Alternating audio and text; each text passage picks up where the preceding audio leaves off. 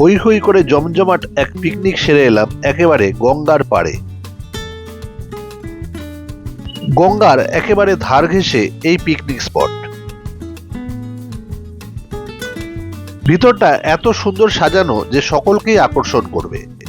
গঙ্গার ওপর বাঁধানো প্ল্যাটফর্মে দাঁড়িয়ে প্রাণ ভরে গঙ্গার সৌন্দর্য উপভোগ করলাম। নৌকো করে ঘুরে এলাম গঙ্গার মাঝে চড়ে। সারা দিনটা নানান রকমের অ্যাক্টিভিটিতে কাটলো। হিটিং দ্য উইকেটটা তো দারুণ জমে উঠেছিল। প্রাণ ভরে সকলেই এনজয় করলো পিকনিক। খাওয়া দাওয়ার ব্যবস্থাও ছিল এলাহি সারা দিন ধরে। আনন্দ ফুর্তি খাওয়া দাওয়া করে একটা অসাধারণ দিন কাটালাম। আমার চ্যানেল পুষ্পল এক্সপ্লোরসে আপনাদের সকলকে স্বাগত জানাই। কলকাতা থেকে ওল্ড দিল্লি রোড ধরে রওনা হলাম বাঁশবেড়িয়ার উদ্দেশ্যে। বাঁশবেড়িয়াতে খামারপাড়া কুন্ডুগলির উল্টো দিকে একেবারে গঙ্গার পাড়ে আমাদের এই পিকনিক স্পট। আমাদের পিকনিক স্পটের নাম রবীন মুখার্জি মেমোরিয়াল শিশু উদ্যান। পার্কিং এরও সুব্যবস্থা রয়েছে এখানে। একেবারে গঙ্গার ধারে এই সুন্দর পিকনিক স্পটটি। গঙ্গার বুকে নৌকো বয়ে চলেছে। পাশেই এই সাজানো গুছানো সুন্দর পিকনিক স্পটটি। এটা একটা ছোটদের পার্কও। নানান রকমের গাছপালায় ঢাকা এই উদ্যানটি। একসাথে এখানে অনেকেই পিকনিক করতে পারি। এখানকার স্পট বুকিং চার্জ ১৬০০ টাকা।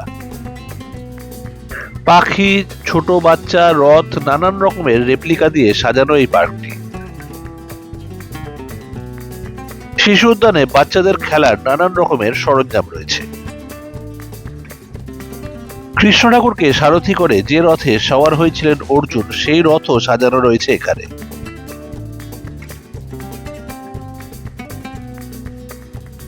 বাচ্চাদের পার্কে বাচ্চারা একেবারে মেতে উঠেছে খেলাধুলায়। আমাদের দলের মেয়েরা অভিনব সব আইডিয়া বার করছিল মাথা থেকে।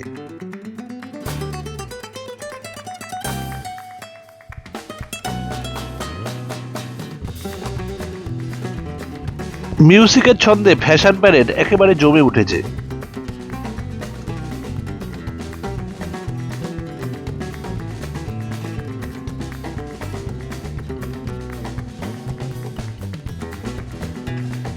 প্রত্যেকে প্রচুর এনজয় করছিল এই ব্যাপারটাতে।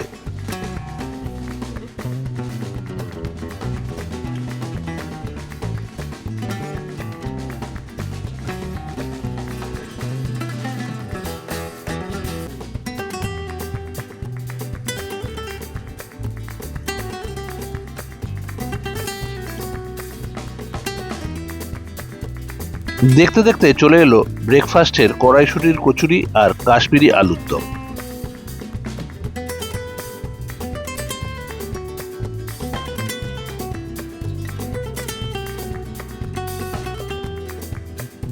কলকাতা থেকে এসেছি, খিদের পেটে ব্রেকফাস্ট বেশ এনজয় করলাম। শেষ পাতে পড়লো নলেন গুড়ের রসগোল্লা। সারাদিনের রান্না বান্নার প্রস্তুতি চলছে পুরো দমে।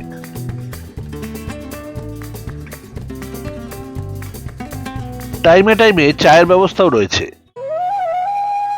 পিকনিক স্পটের বাইরেই একটা সুন্দর প্ল্যাটফর্ম গঙ্গার উপরে।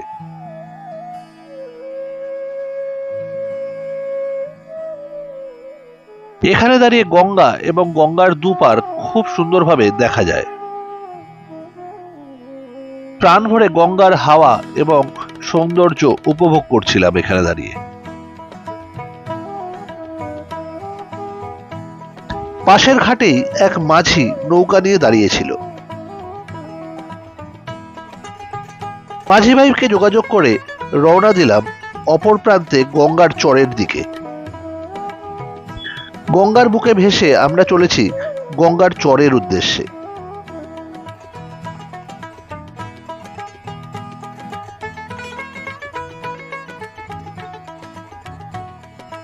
মাঝি নৌকা লাগালো গঙ্গার চরে। নৌকো থেকে নেমে পড়লাম গঙ্গার চরে। মাঝি ভাই আমাদের উৎসাহ দিল বলেই নামতে পারলাম, নাহলে নামতাম না। পিকনিক করতে এসে একটা দারুণ অভিজ্ঞতা। কিছুটা সুন্দর সময় গঙ্গার চরে কাটিয়ে আবার ফিরে এলাম এপারে আমাদের পিকনিক স্পটে।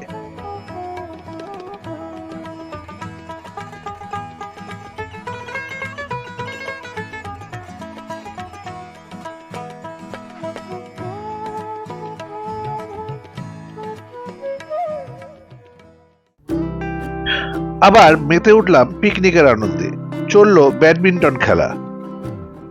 পুরো পার্কটা ফোয়ারা ইত্যাদি দিয়ে খুব সুন্দরভাবে সাজানো গোছানো।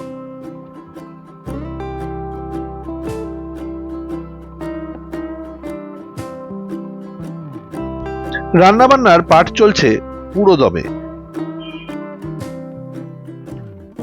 রান্নার সরঞ্জাম সব কেটে কুটে একেবারে তৈরি। গঙ্গায় এখন জোয়ার এসেছে। আমরা সকলে মেতে উঠলাম হিটিং দ্য উইকেট খেলায়। প্রথমে মেয়েদের পালা। প্রত্যেকেই খুব এনজয় করছে ব্যাপারটা।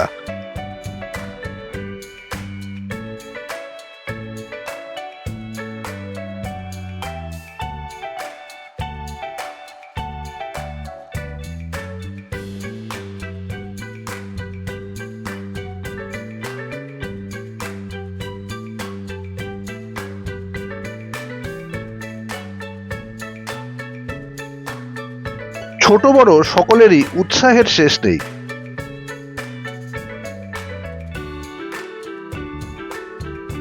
মেয়ে এবং বাচ্চাদের পরে এবার আমাদের ছেলেদের পালা। ছোট্ট বাচ্চাগুলি কি সুন্দর স্ট্যাচু সেজেছে।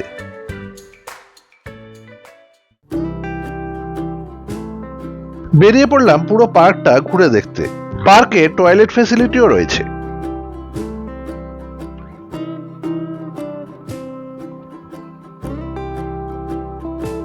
পুরো পার্কটাই সুন্দরভাবে সাজানো গোছানো। এখানকার বেশিরভাগ গাছই সুপুরি গাছ। প্রচুর সুপুরি হয়েছে এই সব সুপুরি গাছে। একটা জলাশয়ের পাশে স্কুল ফেরত দুটি বাচ্চা কাগজের প্লেন ওড়াচ্ছে।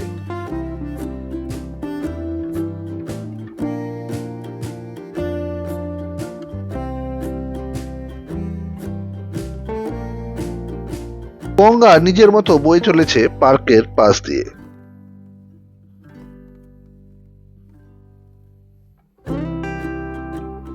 বাচ্চাদের বিনোদনের জন্য হাতি গন্ডার সবই সাজানো রয়েছে এই পার্কে।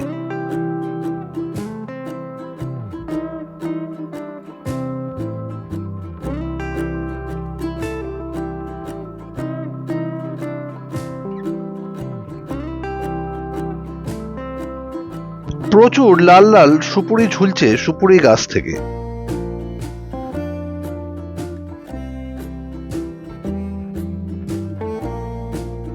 মাংস কষানো একেবারে শেষ পর্যায়ে। লাঞ্চের টেবিল সাজিয়ে ফেললাম। পিকনিকের মেইন আইটেম আজকে মাটন। দারুণ জমে উঠল মাটন ভাত।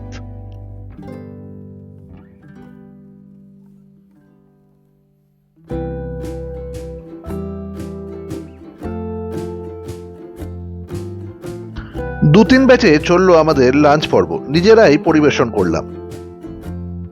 এবার শেষ পর্যায়ের বিনোদনের পালা। গঙ্গার ওপারে যে চরে ঘুরতে গেছিলাম সেই চর জোয়ারের জলে ডুবে গেছে। প্রকৃতির মধ্যে গঙ্গার পাশে এক দারুণ সুন্দর পিকনিক এনজয় করলাম। দিনের শেষে এবার বাড়ি ফেরার পালা। সকলে ভালো থাকবেন। আবার দেখা হবে।